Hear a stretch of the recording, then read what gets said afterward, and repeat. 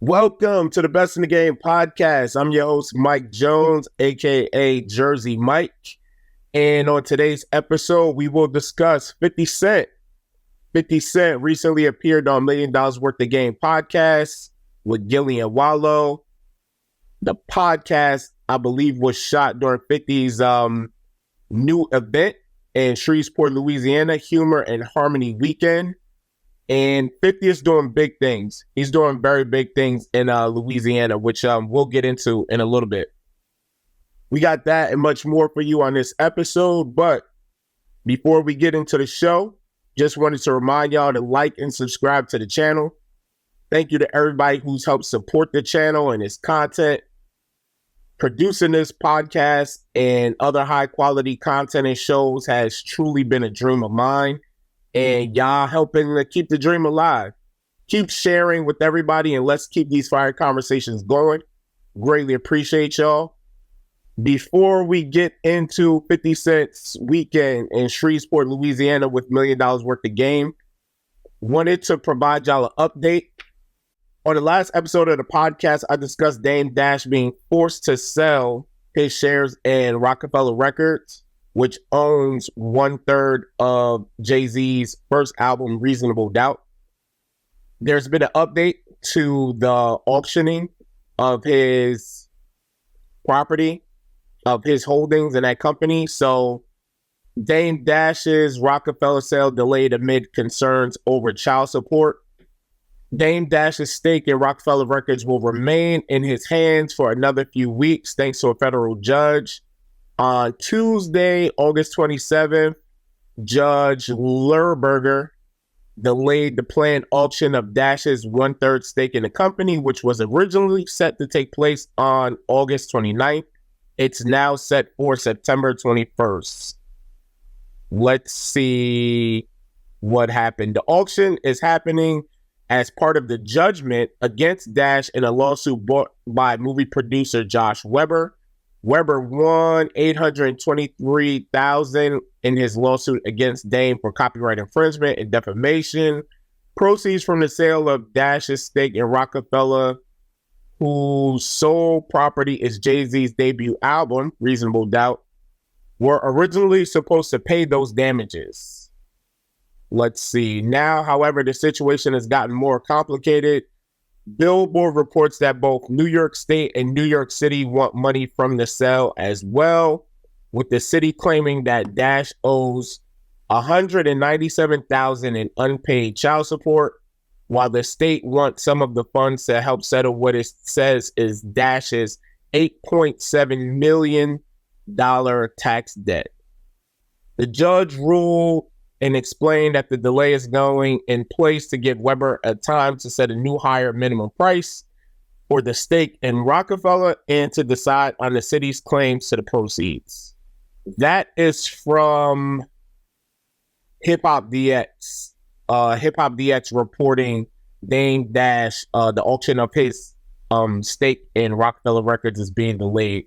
Again, if y'all saw the last podcast, I discussed Dame Dash, the situation, what's going on with the lawsuit. I recognize, or I use that podcast to recognize Dame Dash and say how much I appreciate his influence not just in my life as an entrepreneur, but on the hip hop game purely, how he inspired many, many people to have ownership, own your property, things of that sort, own your creative ideas and content, things of that sort. But again, there's an update to the lawsuit, and it appears that the auction for his stake in Rockefeller has been delayed. He's been on social media. He's been doing interviews discussing the situation, discussing the monetary woes and things of that sort. I wish him and his family well. I want for him, whatever it is that he wants out of this, I want for him, just because, again, I've been a fan from afar. He has been a mentor from afar. We'll also get into that as well, too, because in the part where I discussed 50 Cent talking $1 million worth of game, he kind of discusses that as well, too, how important it is to have sort of like people to be able to guide you from afar and, be an example for you. Dame Dash was that for many, many people. So I'm hoping that this can come to some sort of close.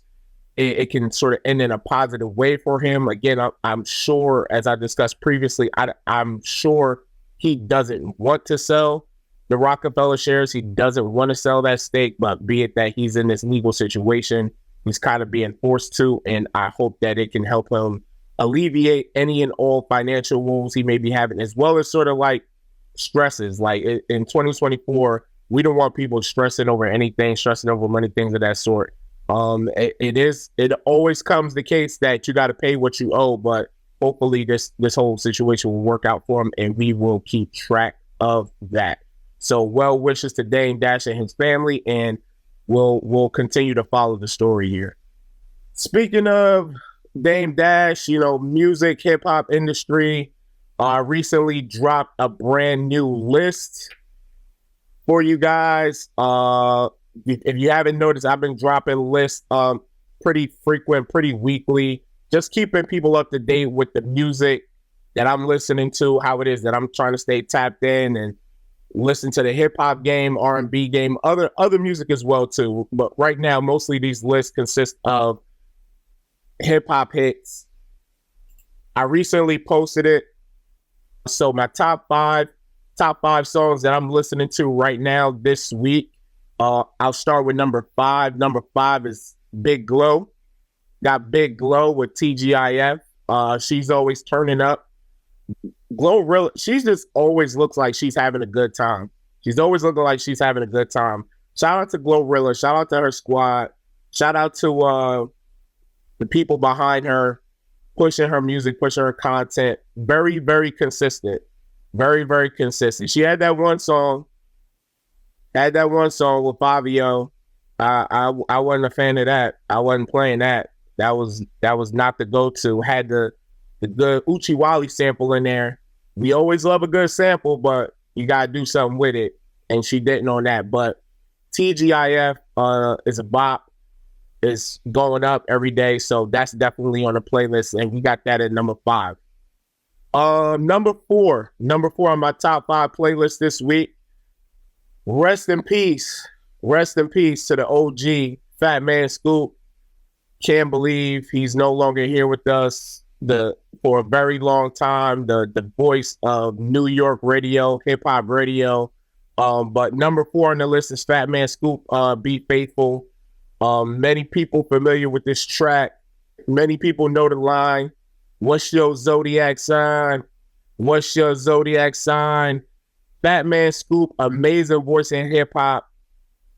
Did a lot of great collaborations. Won't forget the song he did with Missy Elliott and Ciara.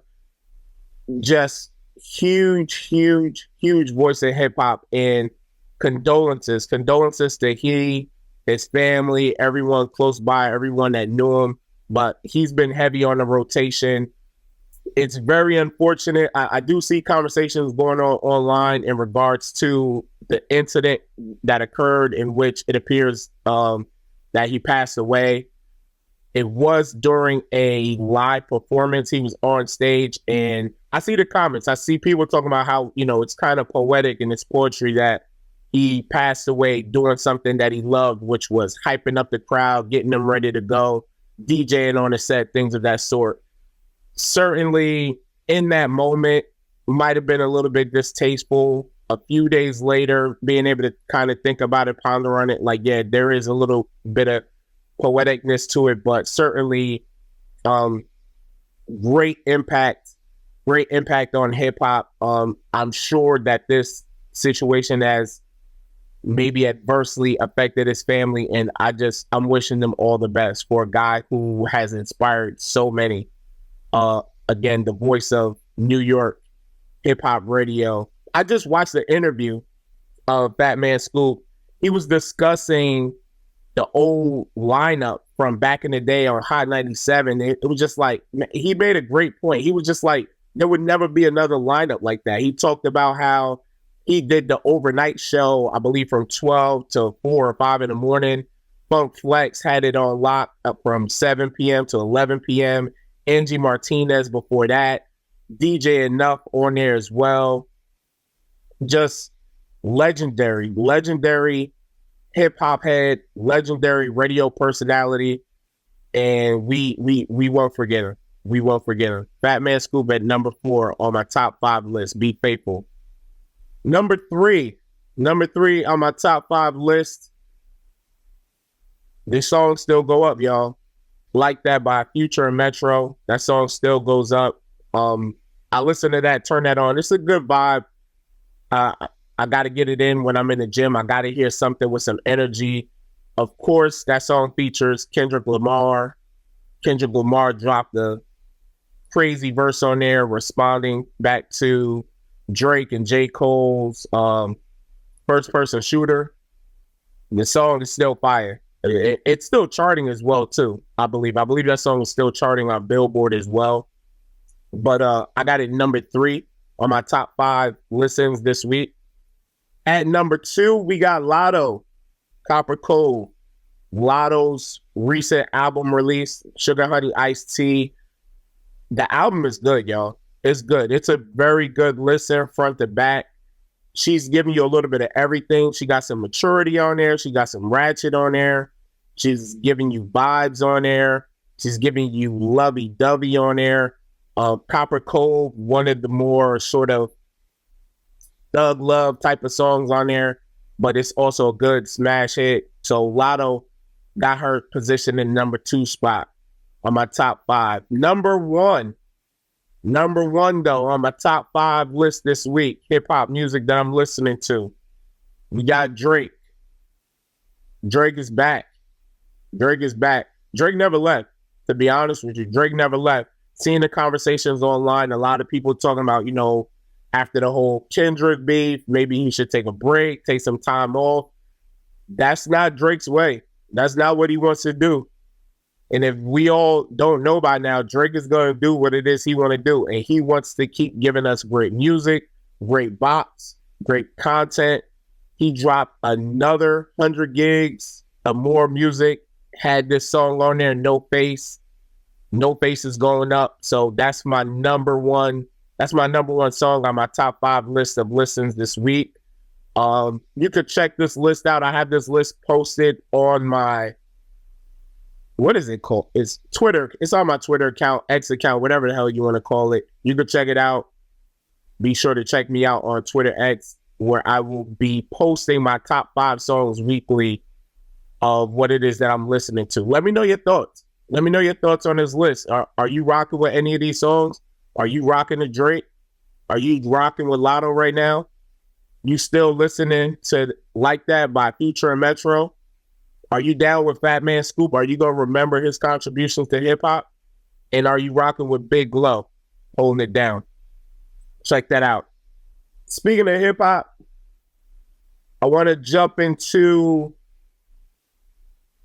the 50 Cent episode on $1 Million Worth of Game. 50 Cent recently did an episode of $1 Million Worth of Game with Gillie and Wallo. Shout out to Gillie and Wallo. Fantastic podcast. Very much tapped in, speaking with a lot of present hip-hop persons, giving us a lot of game, a lot of information, telling us how to move, giving a lot of great advice. Shout out to those guys for being creative in the space, bringing on people, giving out so much game. Definitely one of my favorite podcasts to listen to. Actually, I mostly watch podcasts. I mostly watch podcasts. It depends where I'm at. If I'm in the gym, of course, I got the earbuds on. Typically in the gym, I gotta have like some hard music going. But if it's something where it's a little bit long, drawn out, me doing cardio or something like that, I'll have a podcast going. Receiving game, checking up on the competition, that sort of thing.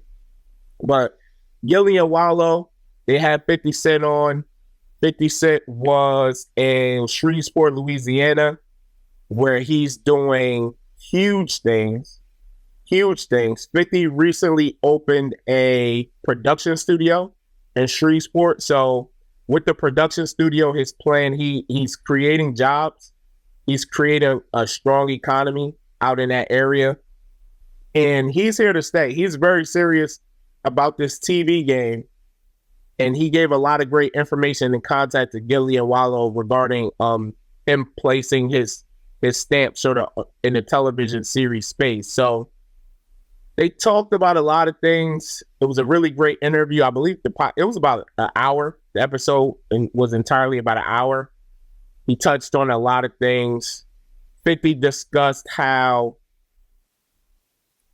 early on in his career, how he was being blocked every which way. You know, him not having great relationships with people who were already tapped into the industry was hindering his way to get into the industry. People not really wanting to sign him, people not really wanting to fuck with him. He discussed Puffy a little bit. Puff signed 50 to a deal where, and it wasn't even contractual. It might have been on sort of like a song-by-song basis, but 50 wrote a few hits for Puff. He even revealed that apparently he did some writing for LL Cool J as well too. So, you know, Queens connection, Queens get the money, of course, that's what they do. I thought that was pretty cool. He discussed how he wasn't too sure if or why LL never really seemed to talk about that relationship, them having a conversation where 50, you know, wrote a verse or a hook for him on a particular song. He goes into a pretty deep conversation regarding how he was being treated in the industry on his way up. And again, he was being blocked every which way. People were definitely tapping into his creativity and his writing ability, but a lot of those relationships didn't seem to go further or beyond that until he got the call from Eminem, and Eminem flew him, his crew out to LA, sat down, had a discussion, made the deal. Dre came in, gave his blessing on it, and from there he just took off. Some of the things that I really wanted to touch on in regards to the interview, I thought were important and very special. 50 discussed how Mr. C, he thanked Mr. C very much for creating like his first event where he had a bit of a showcase and was able to show his talent and perform in front of a crowd. He also revealed that after DJ Mr. C, who passed away not too long ago, rest in peace, Mr. C, and his family, friends, everyone impacted by that. 50 says he paid for the funeral. It was just the little bit that he could do to help someone who helped break him, you know, in the career in hip hop. Mr. C kind of went against the grain on some things, and though people were trying to block 50 from really coming out and becoming a superstar, Mr. C was the one who put a showcase together, got a program together, got a show together for 50 to perform at so that people could hear his music. And that really stood out to me. Because these relationships that people form in these communities, whether it be hip hop, whether it be podcasting, these relationships are important. And sometimes it just takes having one, maybe two people believing you. For 50, you know, I thought about it after I watched the interview. Again, the interview was about an hour long. I thought about would we even know 50 Cent to be who he is had Mr. C not done that showcase? Would we know 50 Cent as we know him now if Eminem did not make that phone call to tap in and see what was going on? You got to think about it. Eminem, who's from Detroit, was doing a lot of work out in LA after being signed to Dre. As 50 discussed, M was in the midst of releasing the Marshall Mathers LP, which was his second major drop. He was hot. He was hot as fish grease. And he might not have been totally tapped into what was going on with 50 Cent back in New York, back in Queens, the things he was dealing with Ja Rule or Gotti, things of that sort.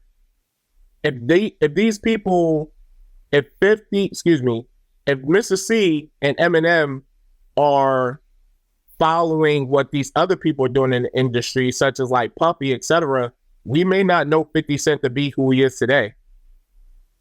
And kudos to him for grabbing the bull by the horns. He took advantage of every opportunity that came in the midst of that run and has set himself up well so in a position to, like, now the man he's becoming the master of two industries, music and television. Something else that stood out to me in the 50 Cent interview was him discussing persons whom he was inspired by. He ran off a quick list, or rather, Wallo was asking 50 to discuss 5 persons whom he was inspired by. The list included Master P, which of course makes sense. Master P, call Master P No Limit. Like they were mixtape kings because they was dropping mixtapes all the time, selling them out the trunk of their cars, really hustling to make sure that they get their music put out. So he listed Master P, Russell Simmons. He discussed Jay-Z being on that list of someone who he was inspired by, kind of seeing him as, like the competition. And he pointed out, it wasn't that he was having like conversations with Jay-Z in regards to music industry, things of that sort, but it was a healthy competition. He was paying attention to what it was Jay-Z was doing. And he was sort of like, following some of those footsteps. If y'all recall, Jay-Z, 50 Cent were both signed to Reebok deals at one point. I believe Jay-Z got on first with the S. Carter sneakers. Then 50 Cent came with the G Unit. So I'm not surprised. I'm not entirely surprised that 50 Cent got inspired and also saw as a healthy competitor in someone like Jay-Z. He mentioned Oprah. Sort of watching her from afar and wanting to mimic that success to an extent, understand how it is that she became successful. I believe from Oprah, he also discussed learning more about knowing who your audience is and not just catering to your audience, but also an ability to grow your audience. So he learned that, he says, from watching Oprah. And of course, on that list include Eminem and Dr. Dre. 50 Cent, his work ethic is crazy. He discussed how he doesn't take a break. He doesn't take vacations. Even when he goes somewhere, he's kind of somewhere on business. He did discuss spending time with his grandparents and kind of using that as time to relax, but he got his work ethic. He had a hard work ethic already, but he says once he got around M and Dre, he saw the relentlessness, the constant time at work, constant time working on craft, and that just enabled him and empowered him to, take his abilities to another level. So I'm not entirely surprised. 50 Cent says he was inspired by Master P, Jay-Z, Oprah, Eminem, Dr. Dre, and Russell Simmons as well too. So it was a great episode. I highly encourage people to watch and or listen if you haven't already. Gillie and Wallo, they are amazing. 50 gave them some advice. He let them know how fantastic they are because, in podcasting, you see a lot of these same interviews. You see the same people being interviewed by everybody. But he pointed out to Gillie and Wallo how it's unique and it's important that they come and perform the way that they do, that they come and they ask the questions the way that they do to their guests. And that uniqueness, that IP, that's important. That's important in the space, and that's what separates them from others. So even in the midst of an interview, 50 Cent is literally giving $1 million worth of game to Gillie and Wallo. Go check out the episode. I think it's fantastic. Last point about the episode, they briefly discussed Dame Dash. There was a point that 50 had a conversation with Dame Dash. Dame Dash was talking with 50 about his deal he signed with M and Dre, and they talked about how much the deal was for. I believe the deal, he said, was worth $1 million. And Dame Dash told 50 at that time that $1 million was nothing. It's not a lot of money. 50 says Dame told him, once you buy the house, buy the jewelry, take care of a few friends, so on and so forth, that $1 million dwindles down very fast. And he says he never forgot that. He says he never forgot that. That also drove him to work hard, put in the work ethic, put in the time to continue to keep going. Kind of ironic that Dame Dash offered fantastic advice to live by. 50 Cent took that advice and ran with it. And again, unfortunately, Dame Dash is in the situation that he's in right now. Again, I think Dame is going to be okay, but the irony of that sort of conversation and that outlook on $1 million and, you know, based on where 50 is now, where Dame is right now, you know, he was giving him game. He was giving him game, and 50 took that game and ran with it. And like I said, I truly am wishing the best for Dame Dash and his crew. But hey, let me know. Let me know what you thought. Did you watch the 50 Cent $1 million worth of game episode? Did you think it was good? Did you think 50 was being real, providing real life advice for people to get in the game, take care of business? Or was he capping? Was he capping? I'll tell you this, based off of what I see, 50, he's still going. He's still going. I've been a fan. He's sort of like been a little bit of a mentor to me as well, too, just from afar. I don't have any direct connections with 50 or anything like that, but watching him from afar, watching the moves that he makes, it's very easy to sort of be inspired by him and what it is that he's doing. I'm appreciative. I appreciate that. He inspires me the same way Dame inspired me as well. So appreciate that. Well, that's it for this episode. Whether you're listening or watching, I want to say I appreciate every single one of y'all. Y'all could have been anywhere else in the world, but you rocking with me, and I greatly, greatly appreciate that. This is the Best in the Game podcast, encouraging all y'all to be y'all best, and I will see y'all next time. Later.